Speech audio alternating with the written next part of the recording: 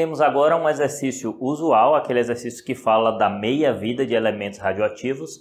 Além de responder a questão, tal qual ela está sendo proposta, eu vou trazer situações que também costumam aparecer em prova, né? Meio que a gente tem dois modos de escrever a função que descreve a meia-vida, sendo que, obviamente, as duas vão chegar ao mesmo lugar.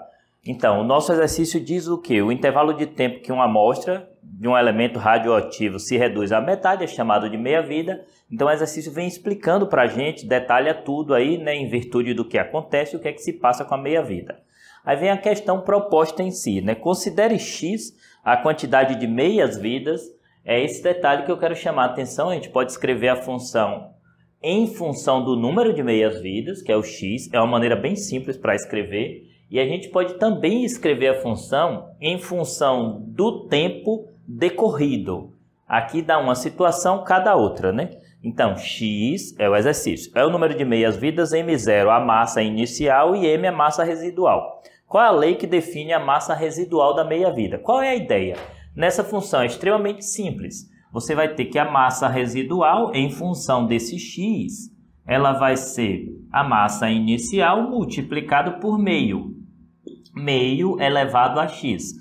Se x for o número de meias-vidas, que a gente chama de meias-vidas inteiras, fica simples a gente operar isso aqui. Por exemplo, passada uma meia-vida, então a massa vai se reduzir meio elevado a 1 para metade. Passada duas meias-vidas, então meio elevado a 2, 1/4 vai reduzir a 1/4. 3 meias-vidas, aqui a gente calcula as meias-vidas inteiras, né? Se eu puser 3, vai cair para 1/8 a massa residual. A função em tese é essa. Aí ela foi desenvolvida um pouquinho aí, né, para aparecer no nosso gabarito, de modo que 1 elevado a x vai pensar como 1 sobre 2 elevado a x, o gabarito ainda foi além e botou a resposta assim, m0 sobre 2 elevado a x. Essa função é caracterizada em função do número de meias-vidas.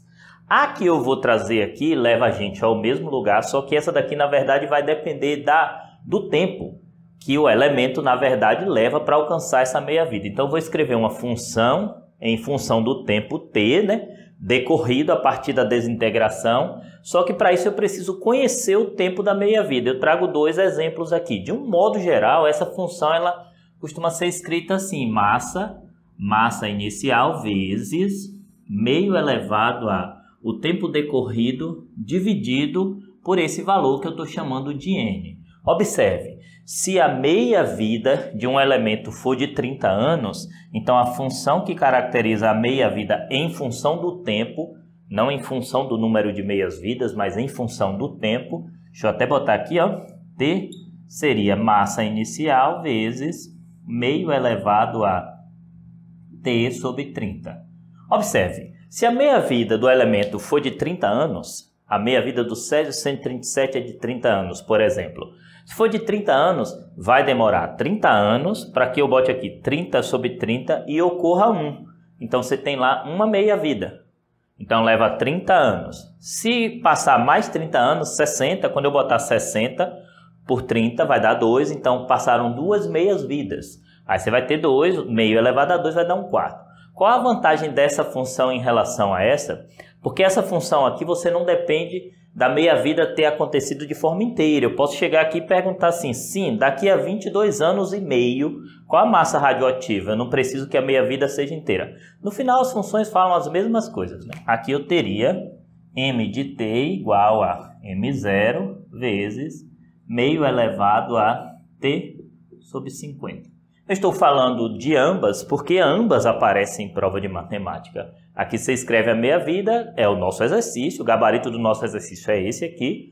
E aqui são situações pontuais que podem acontecer também. Você escrever a meia-vida em função do tempo mesmo que você conheça da meia-vida do objeto. Porém, para a resolução do nosso exercício, a resposta é m0 sobre 2 elevado a x.